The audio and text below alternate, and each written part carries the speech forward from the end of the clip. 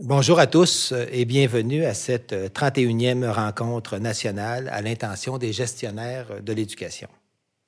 C'est déjà la 5e via des outils numériques et comme à chaque fois, je suis fier de vous proposer quelques améliorations par rapport aux éditions antérieures. À chacune des rencontres virtuelles depuis 2 ans, vous avez été plus d'1 millier à y participer, ce qui vient tripler le nombre de gestionnaires qu'on parvenait à rejoindre avec l'ancien modèle. Je vous remercie pour votre assiduité, sans oublier les efforts que vous déployez localement, milieu par milieu, afin que ces journées s'avèrent fructueuses. Au niveau du ministère, pour s'assurer que l'école 2.0 soit fructueuse, on a mis en place un comité d'experts. Ce comité est coprésidé par M. Patrick Huot, député de Vanier, et moi-même. Aussi, je vais céder la parole à M. Huot, qui vous dira quelques mots sur les sources de l'école 2.0, l'école branchée. Je remercie M. Veilleux pour cette occasion de m'adresser à vous, cher gestionnaire de notre système d'éducation. Je n'hélas pas la chance de vous le dire en votre présence, mais ça ne diminue pas la fierté que je ressens de vous savoir mobiliser pour cette cause si noble qu'est l'éducation de nos enfants et de nos adolescents. Le monde pour lequel nous préparons nos jeunes, vous le savez comme moi, c'est un monde très différent du nôtre. Tout comme le nôtre est différent de celui de nos parents et le leur de celui de nos grands-parents.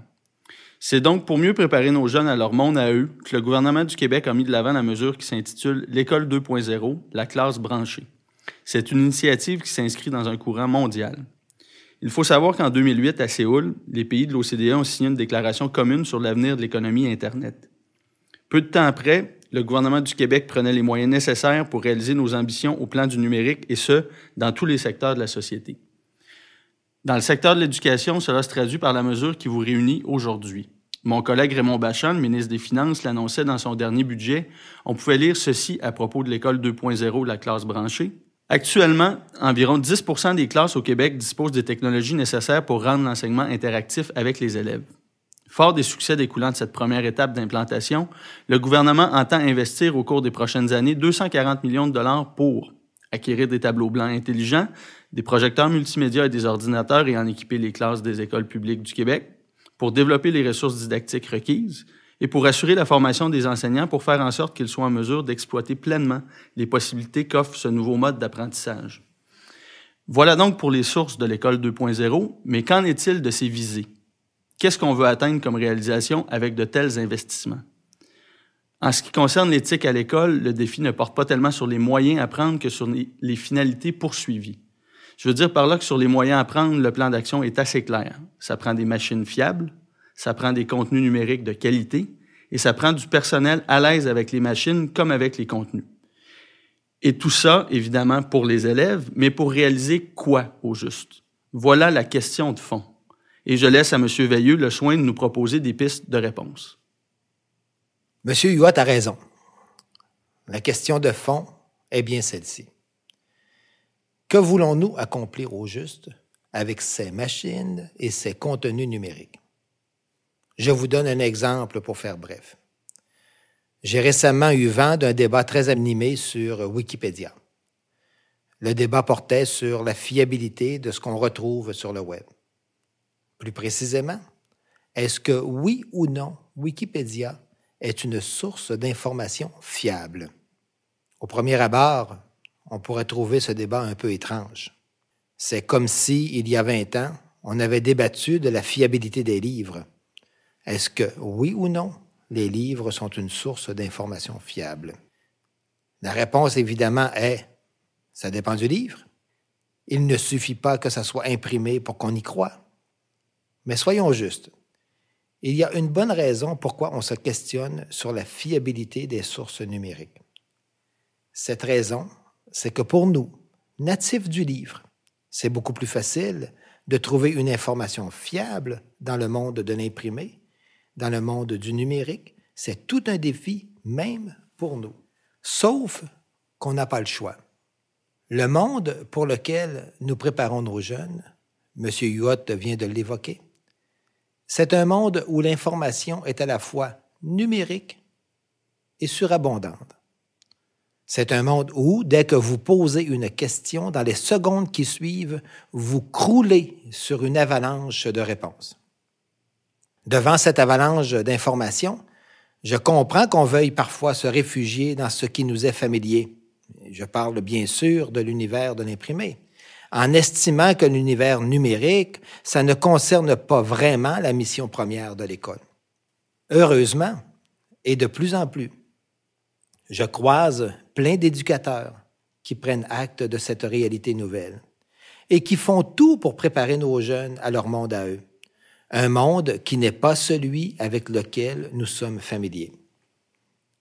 Je parle d'éducateurs qui ont surmonté leur méfiance ou leur méconnaissance et qui sont en train de modifier ce qui se passe dans nos salles de classe. Des éducateurs qui donnent tout son sens à la notion de classe branchée. Ce qui soulève la question, à quoi se reconnaît une classe branchée? Si un visiteur marchait votre école dans les prochains mois, que verrait-il pour se dire « Il me semble que ce sont là des classes véritablement branchées ». Je vous soumets que ce visiteur verrait essentiellement 3 choses. Il verrait des mises en situation proches des préoccupations des jeunes. Il verrait par exemple une enseignante qui inculque à ses élèves la notion de perspective, une notion géométrique en allant puiser dans l'histoire de l'art. C'est une enseignante qui, comme je l'ai vu récemment, commence par projeter des exemples d'œuvres d'art contemporains ainsi que des chefs-d'œuvre du Moyen Âge. Elle demande à ses élèves ce qu'ils estiment être les plus belles œuvres. Typiquement, les jeunes disent préférer les œuvres médiévales. Ensuite, elle attire leur attention sur l'absence de point de fuite dans ces toiles de maître. Elle leur fait remarquer qu'avant la Renaissance, on ne voit pratiquement pas de perspective dans les peintures célèbres. Elle fait tout ça à partir du confort de sa classe. Grâce au TNI, elle fait visiter le Louvre à ses élèves et leur permet de comprendre une notion abstraite, la notion de perspective, à laquelle ils n'avaient sans doute jamais réfléchi. Mais elle le fait à partir d'un exemple très concret, leur préférence spontanée en matière de ce qui est beau ou de ce qui est laid. Voilà une classe branchée au premier abord. C'est une classe où, dans tous les sens du mot, les enseignements sont branchés sur la réalité des jeunes, de manière à susciter leur engagement dans leur apprentissage. Plus loin dans sa visite, notre visiteur verrait un enseignant profiter du web pour aborder un texte difficile. Au lieu de devoir expliquer lui-même tous les mots difficiles à tous ses élèves, cet enseignant ferait ce que j'ai vu faire récemment. Il profiterait du fait que l'intelligence collective du groupe est forcément supérieure à celle de son élève le plus fort. Vous savez, celui qui lève le premier sa main. Il profiterait du fait que forcément tous les élèves en savent un peu, que même le plus fraîchement débarqué au Québec connaît au moins un des mots difficiles du texte en question. Concrètement, notre visiteur verrait un enseignant profiter de la puissance du wiki pour amener tous les élèves à annoter les mots difficiles. Il verrait la fierté des élèves plus faibles qui, grâce au web, se sentent capables de contribuer à un effort collectif. Même les élèves faibles verraient leur contribution s'afficher sur le TBI. Au second abord, donc, une classe branchée, c'est une classe où les cerveaux du groupe classe sont branchés entre eux de manière à les amener encore plus loin que l'imprimé ne le permet. Pour terminer, notre visiteur verrait un prof d'histoire qui propose un travail inusité à ses élèves. Je parlais plutôt d'une avalanche d'informations.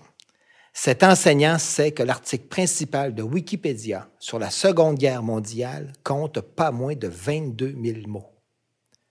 Je dis principal car les hyperliens s'y comptent par centaines et les articles secondaires par dizaines. Seulement celui sur les causes de la Seconde Guerre mondiale compte pas moins de 2500 mots. Je reviens à notre visiteur. Que verrait-il? Il verrait une tâche complètement inusitée. Il verrait l'enseignant demander à ses élèves de contraster 2 sources, l'article de Wikipédia et leur manuel de cours. Dans ce troisième exemple, on voit qu'une classe branchée, c'est une classe connectée sur le web. C'est une classe où les élèves apprennent non pas à se méfier du web, mais bien au contraire, à vivre avec intelligemment.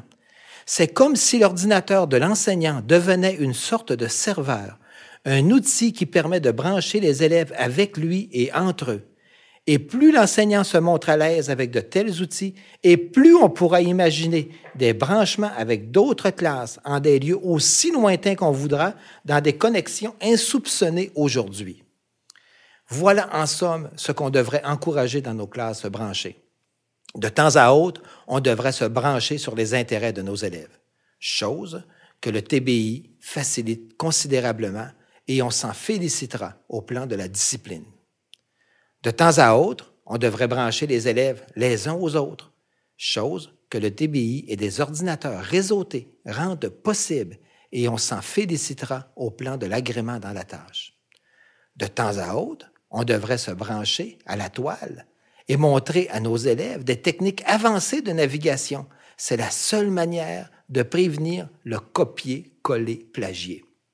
Les 3 exemples que je viens de vous proposer ne proviennent pas de mon imagination.